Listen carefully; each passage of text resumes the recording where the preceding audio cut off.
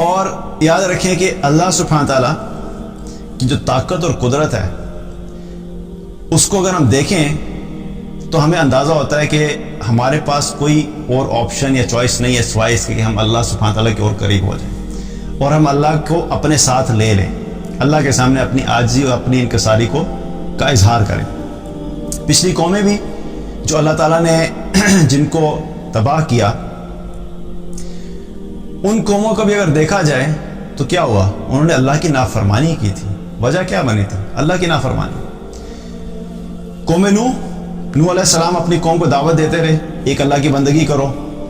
ایک وقت آیا کہ اللہ تعالیٰ نے ان کو ایک سرٹن ٹائم دیا، اور چھوٹا ٹائم نہیں تھا۔ نوح علیہ السلام نے اپنی قوم کو 950 سال دعوت دی تھی۔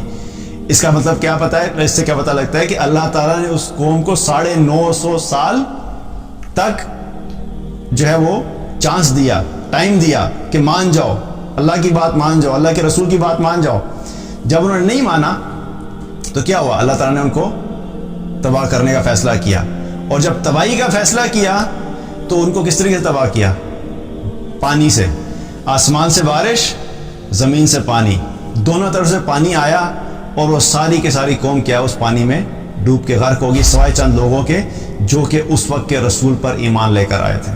چند مٹھی پر لوگ تھے جو ایمان لائے تھے، جو فگر آتا ہے وہ زیادہ 80 کے قریب لوگ تھے جو کہ آپ کے ساتھ گئے نوح علیہ السلام کے ساتھ۔ باقی سب لوگ کیا تھے؟ ختم ہو گئے۔ اور انہیں میں سے ایک شخص تھا، کیا کہہ رہا تھا؟ اگر پانی آئے گا، بارش آئے گی تو میں کیا کروں گا؟ پہاڑ پہ چڑھ جاؤں گا۔ اپنی عقل کے اوپر ڈپینڈنسی ہے نا، اپنی عقل کو سمجھنا کہ میرے پاس بڑی آپشنز ہیں، میں پہاڑ پہ چڑھ جاؤں گا۔ پہاڑ پہ چڑھنا شروع کیا، پانی آ گیا، وہاں تک پہنچا، پھر وہ تھوڑا اور اوپر گیا، پانی وہاں تک پہنچ گیا، پھر وہ اور اوپر گیا، پانی وہاں تک پہنچ گیا۔ بالکل وہ جب چوٹی پہ چلا گیا تو پانی وہاں سے بھی اوپر چلا گیا اور اس پورے پہاڑ کو بھی ڈبو دیا۔ تو بتانے کا کیا مقصد ہے؟ اللہ سبحانہ تعالیٰ کے پلان کے اگینسٹ ہم اپنے پلانز کو نہیں رکھ سکتے، ہم بھاگ نہیں سکتے۔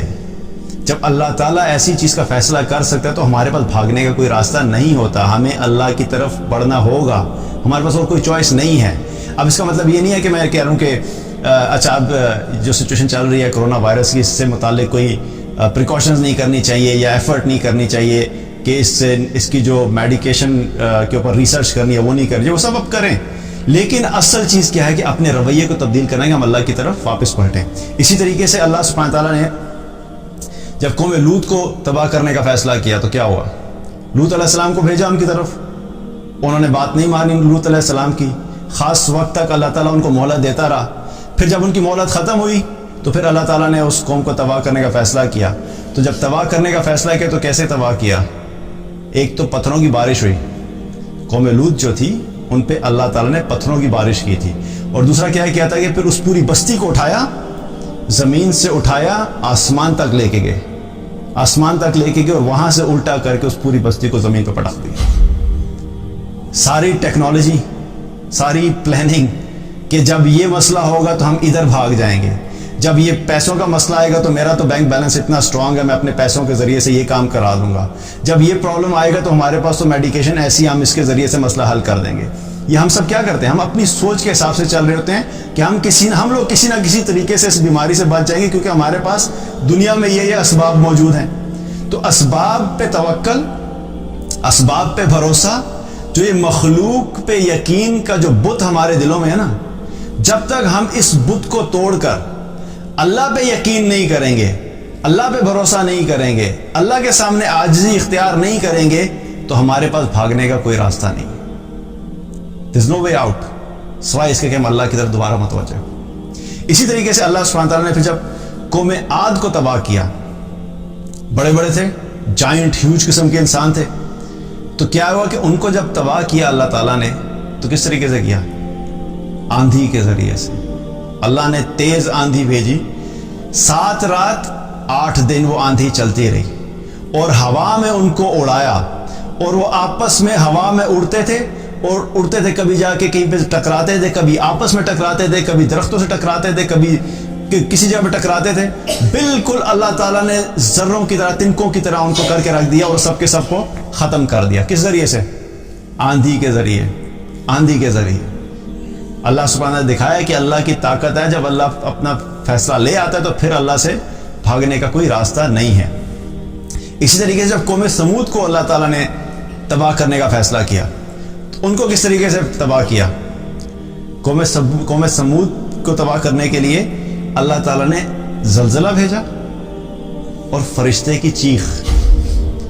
وہ ایسے تھے کہ سارے کے سارے لوگ جہاں پہ موجود تھے اپنے اپنے گھروں میں بیٹھے ہوئے تھے، جو جس پوزیشن میں تھا وہ وہیں پہ ختم ہو گیا۔ اسی پوزیشن میں اللہ نے ان کی روحیں نکال دی، ایسی چیخ بھیجی فرشتے کی، اس چیخ کی وجہ سے ان کی روحیں نکل گئیں۔ سب وہاں بیٹھے ہیں، سارے اسباب موجود ہیں، سارے گھر وہیں کے وہیں ہیں، سب بزنس پلانز وہیں کے وہیں پڑے ہیں، ایک چیخ کی وجہ سے اللہ تعالیٰ نے پوری قوم کو تباہ کر دیا اور ان میں سے کوئی اپنی جگہ سے ہل بھی نہیں سکا، وہیں ختم ہو گئے سارے کے سارے۔